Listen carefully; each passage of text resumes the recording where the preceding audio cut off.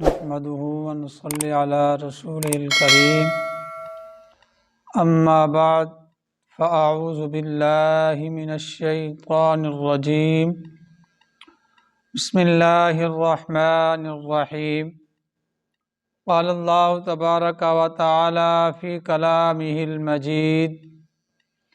يا أيها الذين آمنوا قوا أنفسكم وأهليكم نارا وقودها الناس والحجارة صدق الله العظيم وصدق رسوله النبي الكريم الأمين إن الله وملائكته يصلون على النبي يا أيها الذين آمنوا صلوا عليه وسلموا تسليما اللهم صل على سيدنا ومولانا محمد وبارك وسلم وصل عليه الصلاة والسلام عليك يا رسول الله وعلى آلك واصحابك یا حبیب اللہ۔ اللہ رب العزت کی حمد و ثنا اور محبوب کائنات حضور نبی اکرم صلی اللہ علیہ وآلہ وسلم کی بارگاہ اقدس میں ہدیہ صلاۃ و سلام کا نذرانہ عرض کرنے کے بعد، محترم حضرات، اللہ رب العزت کے لا ریب و لا شک کلام میں سے آیات کریمہ پڑھنے کا شرف حاصل کیا، جس میں اللہ رب العزت فرماتا ہے یا ایھا الذین آمنوا قوا انفسکم واہلیکم نارا، اے ایمان والو بچاؤ اپنے آپ کو اور اپنے گھر والوں کو آگ سے جس کا ایندھن لوگ اور پتھر ہیں۔ آج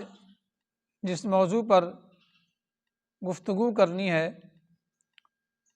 وہ ہے کہ ہم بچوں کی تربیت کیسے کریں، بچوں پر توجہ کیسے دی جائے تاکہ بچے جب بڑے ہو جائیں تو باادب رہیں، ماں باپ کا حکم مانتے رہیں، جیسے ماں باپ کہیں ویسے کرتے رہیں۔ اہل علم حضرات نے بچوں کی تربیت کے حوالے سے 3 طریقے بیان فرمائے ہیں، 3 وجوہات بتائی ہیں۔ اہل علم حضرات نے پہلی وجہ جو بیان فرمائی ہے، فرمایا ہے کہ پہلا یہ ہے کہ 7، 5 اور 2 7 سال تک بچے کو اپنی گود میں اٹھا کے رکھو، یعنی بچے کو اپنے آپ سے جو کچھ سکھانا ہے وہ سکھاؤ، یعنی ادھر ادھر نہ بھیجو، ماں باپ اس کی خود تربیت کریں، اس کو سکھائیں، کچھ سکھانے کے بعد پھر اس کو گھر سے باہر نکالیں، پھر اس کا قدم باہر نکلے تاکہ کچھ نہ کچھ والدین سے وہ سیکھ چکا ہو۔ لیکن آج کل کے دور میں کیا ہے کہ بچے کو جب بچہ 2.5-3 سال کا ہوتا ہے تو اس کو اسکول میں بھیج دیا جاتا ہے۔ اس سے ماں باپ جو ہیں وہ تربیت اس دوران 2.5-3 سال کے بچے کی تربیت صحیح طرح نہیں کر سکتے۔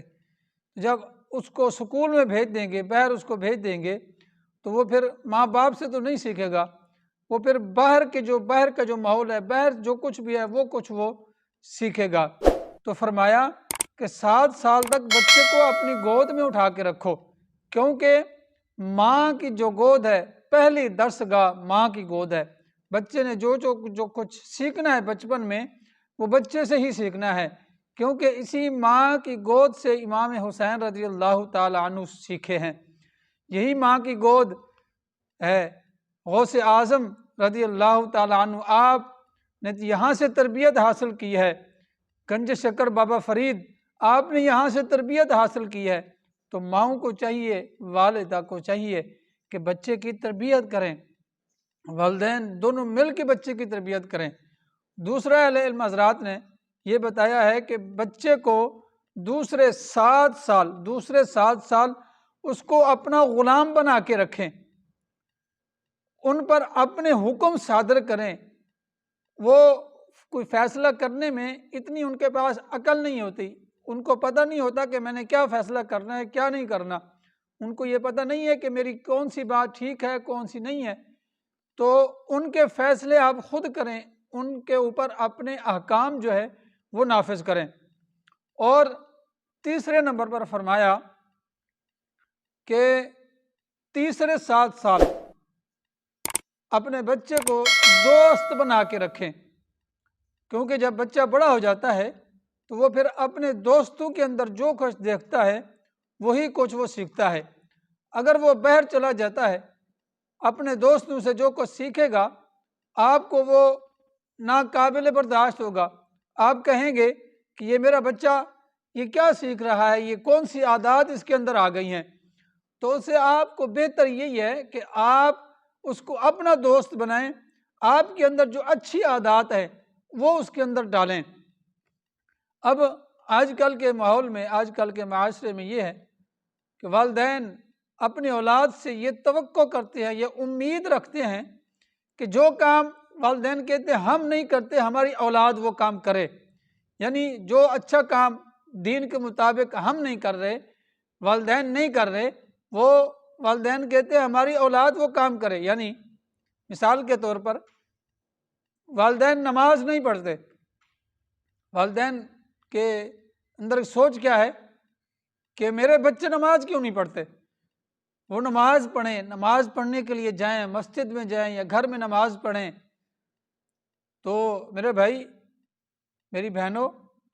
پہلے یہ دیکھنا پڑے گا کہ ہم نماز پڑھ رہے ہیں یا نہیں پڑھ رہے۔ اگر ہم نماز پڑھیں گے تو ہمارے بچے بھی ہمیں دیکھ کر نماز پڑھیں گے۔ تو اس کا فائدہ کس کو ہوتا ہے؟ حدیث پاک میں ہے کہ جب نابالغ بچہ نیک کام کر رہا ہوتا ہے، اچھے اعمال کر رہا ہوتا ہے،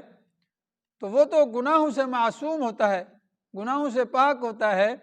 تو وہ نماز پڑھتا ہے اور روزہ رکھتا ہے، والدین کے ساتھ حج یا عمرہ کرنے چلا جاتا ہے، تو اس کا ثواب جو ہے والدین کے نامہ اعمال میں لکھا جاتا ہے۔